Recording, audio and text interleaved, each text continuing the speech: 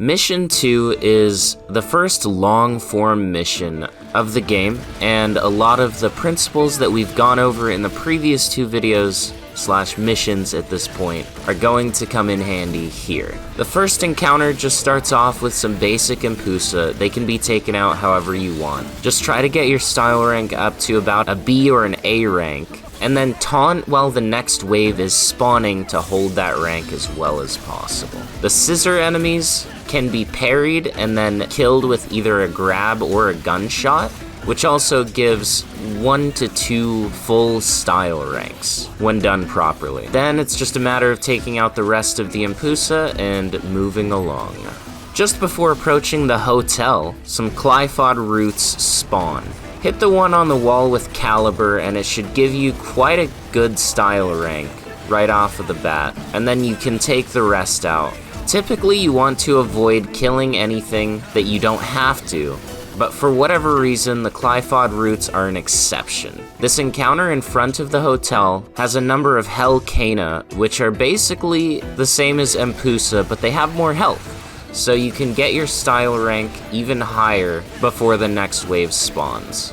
A good rule of thumb when fighting Hellcana is to make sure you never do the ground buster animation unless there's only one left. It's long, you're extremely vulnerable, and you're likely to get hit during it. My advice is to just stay in the air as much as possible and or keep them knocked down. If you do that, you should be able to easily reach at least an S rank before the next wave. 2 more scissors spawn after you take out the 3 Hellcanas, and once again it's just a matter of parrying them and then shooting them in their weak spot. Once again, I recommend using Taunt to hold your style rank while you wait for them to attack you. After collecting the Nidhog hatchling, the goal in this room is to take out the Hell Antonora as quickly as possible.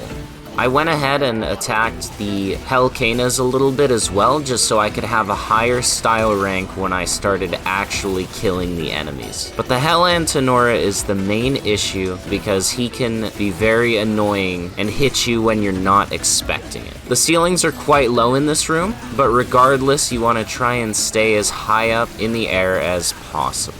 After the Antonora falls, the other 2 enemies shouldn't pose much of an issue, and you can take them out with hopefully a high style rank in tow. Coming to the final room of the hotel, the only enemies here are green Impusa and more Hellcanas. Once again, the main thing you want to focus on is staying in the air so that any of the Hellcanas that happen to devil trigger or not be knocked down won't hit you while you're comboing and raising your style rank. Partway through the fight is when the green Impusa spawn, and when they do, you want to make sure you take them out before they heal any enemies. Showdown is a move that you can pull off relatively easily against Hellcanas, because when they're not devil triggered, any hit will make them flinch. So you can start Showdown when they're right in front of you, and then spam the grab button to constantly punch them with Bringer Knuckle until Showdown comes out. There are quite a few enemies in this encounter overall, so if you happen to get hit at some point, don't worry, you can easily get your style rank back. I was sitting at a triple S rank for a majority of the fight, which means that there is definitely room for error.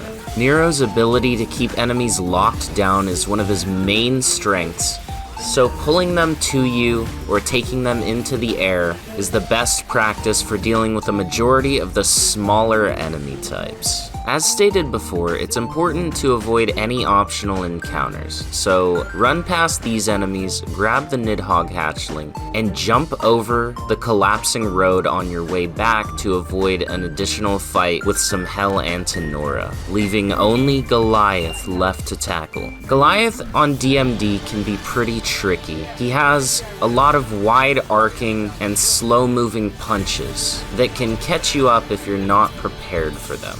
Fortunately, he's a very large body, so it's pretty easy to enemy step off of him. Stay in the air and do aerial hits when he's not attacking you.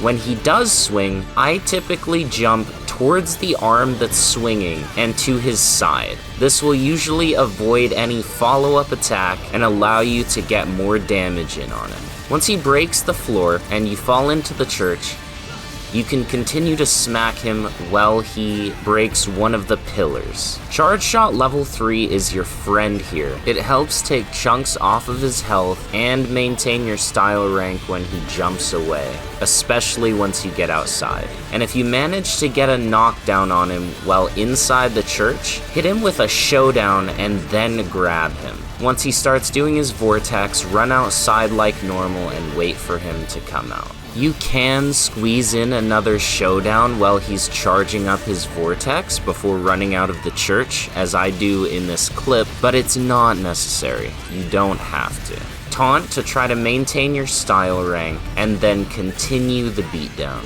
With Goliath, you want to hit him in the air, but don't stay in the air the whole time. You need to have a nice balance of being in the air and on the ground. If you only stay in the air, he's going to start swinging his fists wildly and you'll probably get hit. So hit him in the air when he's not really doing much and then come back down to the ground. If he starts swinging in the air at that point, you can get free damage in on him on the ground, and if he does a ground hit, you can dodge it how I specified earlier by jumping to his side and then continue hitting him in the air. One very well telegraphed move that Goliath will do is where he raises both of his fists into the air and slams them down on the ground in front of him. He will usually follow this up with a big explosion, and all you have to do is run away to not get hit by it. You could also try iframing it by entering Devil Trigger, but that's only if you're feeling confident and not worried about getting hit. Right here in the clip, you can see I was in the air and I came down to the ground to dodge his aerial swinging attack. If I remained in the air when that happened, I would have gotten hit. So again, it's important to have a good balance between being in the air and on the ground. I tried to save Devil Trigger in order to use it to escape his vortex, but he didn't actually end up using it in this fight. I think I killed him too quickly. But when he does use the vortex, use Devil Trigger to escape, or you can explode one of your breaker arms. Either way, with the fight done, you should end up with more than enough style points to get the S rank here.